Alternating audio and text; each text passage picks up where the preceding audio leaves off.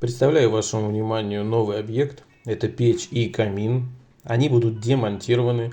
Трубу от печи и камина оставили, подвесили. На их месте построили новый камин. Новый камин выполнен из кирово-чепецкого кирпича, ручной формовки. Раствор использован основит, белый. Очень хорошее сочетание темно-вишневого кирпича и белые швы. Внутренний кирпич идет шамотный.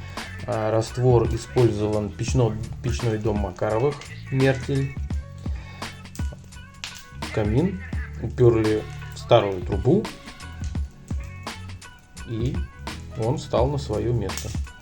Очень хорошая тяга, дымоход чистый, что обеспечивает оптимальную работу. Красота!